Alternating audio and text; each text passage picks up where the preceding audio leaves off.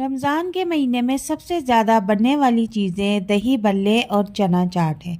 और इसमें सबसे ज़्यादा इस्तेमाल किया जाने वाला दही है, जो कि आजकल बहुत ही ज़्यादा महंगा हो गया है। और इस महंगाई की दौर में आज मैं आपके साथ एक कमाल की टिप्स शेयर करूंगी। तो तरीका बहुत ही आसान है, वीडियो को एंड तक आपने लाजमी देखना है, कोई भी स्टेप आपने स्किप नहीं करना।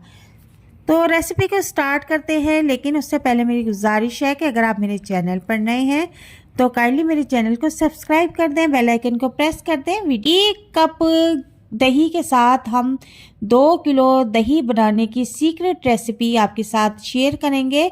ये जो ठेलों पर दही बल्ले बिकते हैं उसमें ओरिजिनल दही का इस्तेमाल नहीं किया जाता, बल्कि इसी तरह इसी रेसिपी से दही को बनाया जाता है और दही बल्ले और चना चाट में इस्तेमाल किया जाता है। तो रेसिपी को स्टार्ट करते हैं। बिस्मिल्लाहिर्रहमानिर्रहीम। अस्सलाम वालेकुम। यहाँ पर मैंने तकरीबन 4 प्याली पानी ले लिया है। इस पानी को हम पैन में गर्म करने के लिए छोड़ देंगे। अब यहाँ पर दूसरी तरफ एक बाउल ले लिया है और इसमें तकरीबन मैं 4 से 5 चम्मच कॉर्नफ्लोर के ऐड कर दूंगी। कॉर्नफ्लोर ऐड करने के बाद अब हम इसमें थोड़ा सा पानी ऐड कर देंगे और कॉर्नफ्लोर को अच्छी तरह से हम मिक्स कर लेंगे।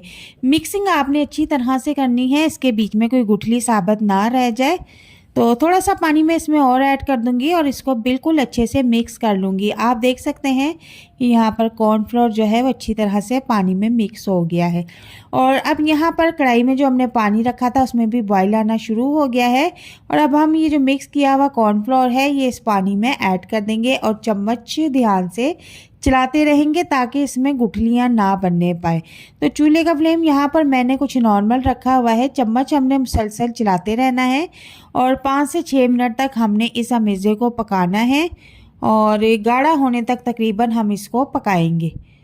तो यहाँ पर आप देख सकते हैं कि गाढ़ा होना शुरू हो चुका है और 5 से 7 मिनट तक तकरीबन हमने इसको पकाना है और इसके बाद हम चूल्हे का फ्लेम ऑफ कर देंगे। यहाँ पर इसकी कंसिस्टेंसी आप देख सकते हैं कि आपने भी ऐसी ही रखनी है, क्योंकि ये ठंडा होने के बाद मज़ीद गाढ़ा होगा। तो अब हम चूल्हे का फ्लेम ऑफ कर देंगे और इसको नीचे उतार लेंगे और रूम टेम्परेचर पर इसको ठंडा होने के लिए छोड़ देंगे। तो यहाँ पर आप देख सकते हैं कि रूम टेम्परेचर पर इसको मैंने ठंडा किया है, ये ठंडा हो चुका है। अब अगला स्टेप ये है कि हमने बीटर की मदद से इसको खूब फेंटना है ताकि इसके अंदर ठंडे होने की वजह से कोई गुठली वगैरह बन गई होगी तो वो ख़त्म हो जाएगी। अच्छी तरह से फेंटने के बाद आपने यहाँ पर 1 प्याली हमने दही लिया है और इस दही को भी अच्छी तरह से फेंटने के बाद हमने इसमें मिक्स कर देना है। अब यहाँ पर आपने बहुत ही ध्यान से जो है मिक्सिंग करनी है, अच्छी तरह से आपने बीटर चलाना है और इन दोनों चीज़ों को खूब अच्छे से मिक्स कर लेना है। तो बाज़ार में अक्सर जो हम दही बल्ले खाते हैं उसमें बिल्कुल यही दही यूज़ किया जाता है, इसी तरह से रेडी करते हैं। कभी भी ओरिजिनल दही इस्तेमाल नहीं करते, क्योंकि दही इतना महंगा है और अगर ओरिजिनल दही इस्तेमाल करने लग गए तो उनको बिल्कुल भी बचत नहीं आएगी। तो इसी तरीके से वो दही बनाकर दही बल्ले को फ़रोख्त करते हैं। तो आप यहाँ पर देख सकते हैं कि हमारा कितना ज़्यादा दही बनके रेडी हो गया है। 1 प्याली दही से हमने 2 किलो से भी ज़्यादा दही रेडी करके रख लिया है। और अब यहाँ पर मैंने पहले से ही कुछ भल्ले बना के रखे हुए थे, अब इनको प्लेट में सजा लेंगे और अब इसके ऊपर हमने जो दही बनाया हुआ है उसको इस तरह से डालना शुरू कर देंगे। एक सर्विंग प्लेट को हमने रेडी कर लेना है, इसी तरीके से आप सारा रेडी कर सकते हैं। और ये इमली की मज़ेदार चटनी इसके ऊपर स्प्रिंकल कर देंगे। और इमली की अगर आप रेसिपी देखना चाहते हैं तो मैंने कल ही अपलोड की है, इसका लिंक मैं डिस्क्रिप्शन में दे दूँगी। ये भी बहुत ही टेस्टी और मज़ेदार बन के रेडी हुई थी। और ये मैंने हरी चटनी भी रेडी की थी, इसका भी लिंक डिस्क्रिप्शन में दे दूँगी, वहाँ से इसकी रेसिपी आप देख सकते हैं। और अच्छी तरह से इसको भी इसके ऊपर फैला दूँगी।